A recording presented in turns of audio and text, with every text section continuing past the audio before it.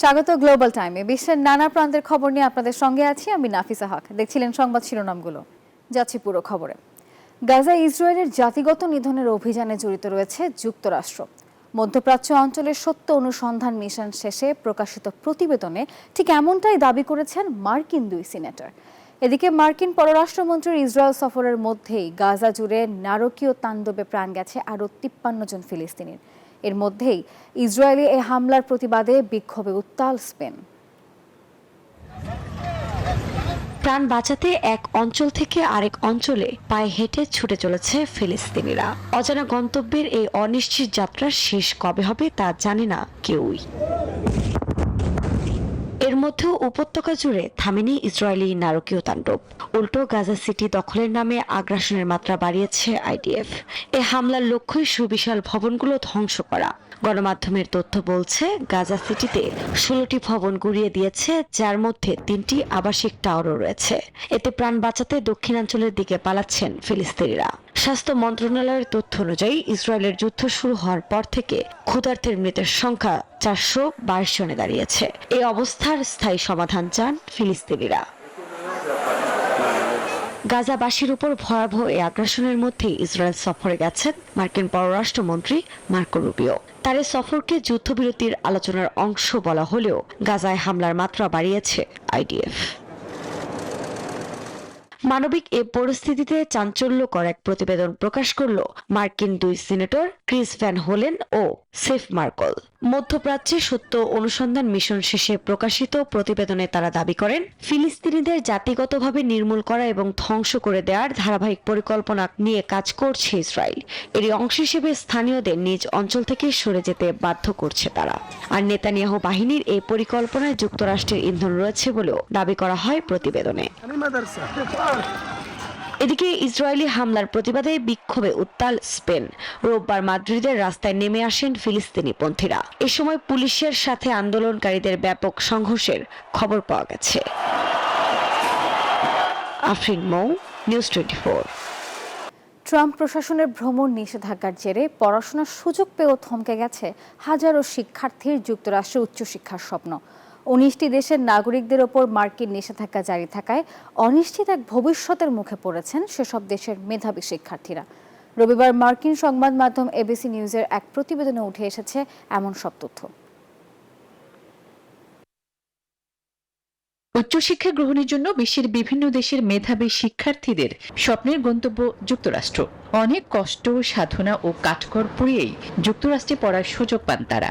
এরই ধারাবাহিকতায় 2024 সালের মে থেকে এই বছরের সেপ্টেম্বরের মধ্যে 19টি দেশের 5,700 জনের বেশি শিক্ষার্থী F1 ও J1 ভিসা পান, যার অর্ধেকের বেশি ভিসা পেয়েছেন ইরান ও মিয়ানমারের শিক্ষার্থীরা। তবে ট্রাম্পের এমন ভ্রমণ নিষেধাজ্ঞায় কপাল পড়েছে 19 দেশের নাগরিকদের। এই আওতায় পড়েছে ইরান ও মিয়ানমারের শিক্ষার্থীরাও। বিপুল সময় ও অর্থ বিনিয়োগ করে এক অনিশ্চিত ভবিষ্যতের মুখে পড়েছে তারা, এমন তথ্য জানিয়েছে মার্কিন সংবাদ মাধ্যম এবিসি নিউজ। এমন আবহেই অনেক শিক্ষার্থী বিকল্প হিসেবে ইউরোপ ও অন্য দেশের শিক্ষা প্রতিষ্ঠানে আবেদন করছেন। তবে ভিসা শর্ত, ভাষা পরীক্ষা ও রাজনৈতিক অস্থিরতার কারণে সেখানেও নানান জটিলতায় পড়েছেন তারা। আসমাতুলি, নিউজ 24। রিসেপ তাইয়েপ এরদোয়ানের পদত্যাগের দাবিতে বিক্ষোভে ফের উত্তাল তুরস্ক। প্রেসিডেন্ট বিরোধী বিক্ষোভে রাজধানী আঙ্কারার রাজপথে জড়ো হয় হাজার হাজার মানুষ। আর সেখানে সরকারের বিরুদ্ধে বিরোধীদের ওপর সীমাহীন দমন পীড়নের অভিযোগ তোলেন তারা। রোববার রাজধানী আঙ্কারার তানদোগান স্কয়ারের সমাবেশে নামে জনতার ঢল। দেশটির প্রধান বিরোধী দল সিএইচপির কংগ্রেস নীতিমালা বাতিল ইস্যুতে বর্তমান মামলা স্থগিতের দাবিতে শুরু হয় এই প্রতিবাদ বিক্ষোভ। এই সময় প্রেসিডেন্ট রিসেপ তাইয়েপ এরদোয়ানের পদত্যাগ দাবি করেন তারা। আন্দোলনকারীদের অভিযোগ, গত 1 বছর ধরে বিরোধী পার্টি সিএইচপির সদস্য ও সমর্থকদের উপর আইনি দমনপীড়ন চালাচ্ছে এরদোয়ান প্রশাসন। এই মামলাগুলো রাজনৈতিক। গ্রেপ্তার হওয়া নেতারা নির্দোষ। সরকারের পক্ষ থেকে দেয়া অভিযোগগুলো রাজনৈতিক অপবাদ ছাড়া আর কিছুই নয়। গেল মার্চে বিরোধী দলীয় নেতা এক্রেম ইমামোগ্লুকে গ্রেফতারের পর থেকেই শুরু হয় তুরস্কে রাজনৈতিক অস্থিরতা।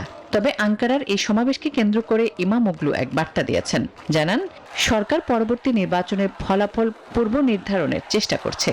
সেখানে রাজনৈতিক উদ্দেশ্য প্রণোদিত বিচারিক পদক্ষেপ এবং ভিন্নমত দমনের প্রচেষ্টার মাধ্যমে গণতন্ত্রকে দুর্বল করার অভিযোগ করেন তিনি।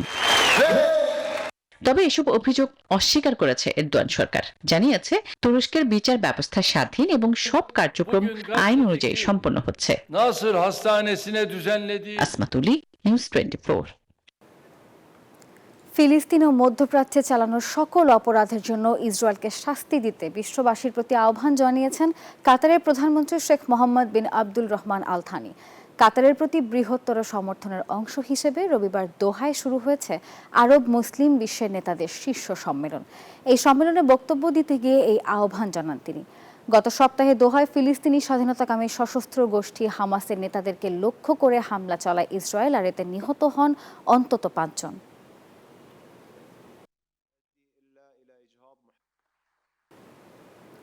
যুক্তরাষ্ট্র ও ইসরায়েলের সাম্প্রতিক হামলার পর আন্তর্জাতিক আণবিক শক্তি সংস্থা আইএইএ এর পরিদর্শন পুনরায় চালুর সিদ্ধান্ত সমর্থন করেছে ইরান।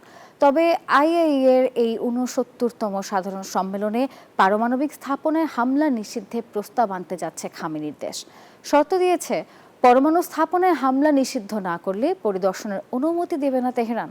ইরানের অভিযোগ, প্রস্তাবটি যাতে আলোচনাতেই আটকে যায় তার জন্য সদস্য রাষ্ট্রগুলোর উপর চাপ দিচ্ছে যুক্তরাষ্ট্র।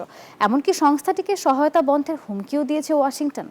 এমন আবহে অতীতে জাতিসংঘ নিরাপত্তা পরিষদ ও আইএইএ এর সাধারণ সম্মেলনে এরকম প্রস্তাব গৃহীত হয়েছে বলে মনে করিয়ে দিয়েছে ইরান সরকার।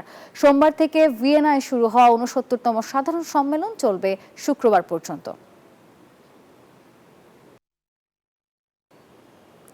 ক্ষমতায় নয় বরং জনগণের সেবাই লক্ষ্য বলে জানিয়েছেন নেপালের অন্তর্বর্তী সরকারের প্রধানমন্ত্রী সুশীলা কার্কি।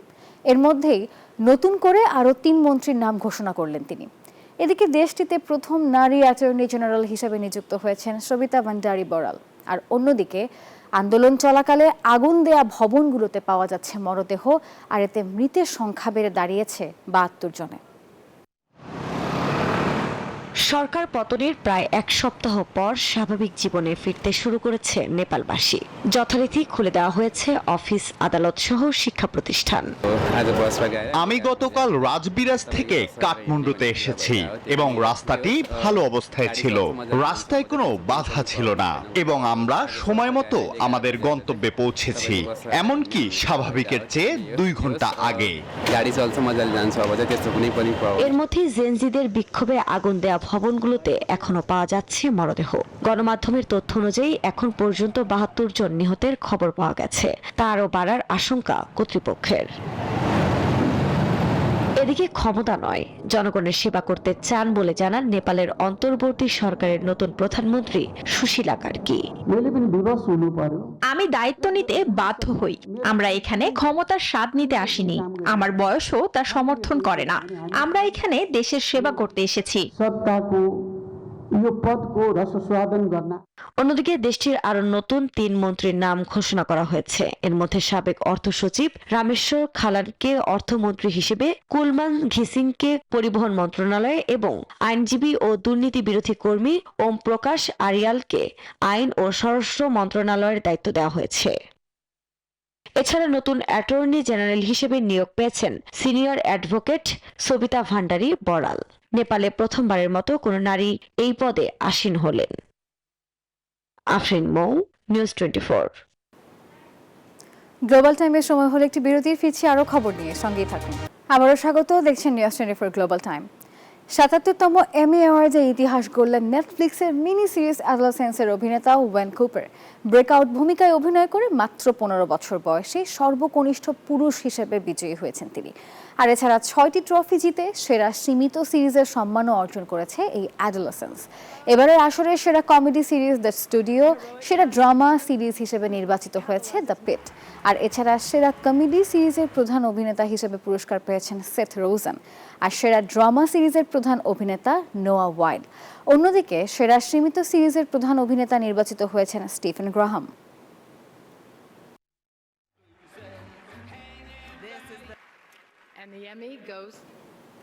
যুক্তরাষ্ট্রে টিকটক বন্ধ হবে কিনা তা চীনের ওপর নির্ভর করছে বলে মন্তব্য করেছেন মার্কিন প্রেসিডেন্ট ডোনাল্ড ট্রাম্প। বিশ্বের দুই বৃহত্তম অর্থনীতির মধ্যে বাণিজ্য যুদ্ধের অবসানের অংশ হিসেবে স্পেনে বৈঠকে বসেছেন মার্কিন ট্রেজারি সেক্রেটারি স্কট বেসন এবং চীনের ভাইস প্রিমিয়ার।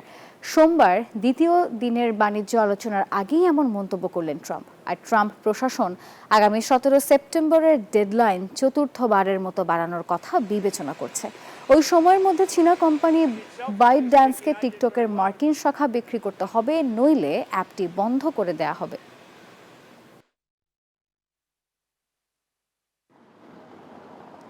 আর এই ছিল গ্লোবাল টাইমের এখনকার আয়োজনে। সঙ্গে থাকার জন্য ধন্যবাদ সবাইকে।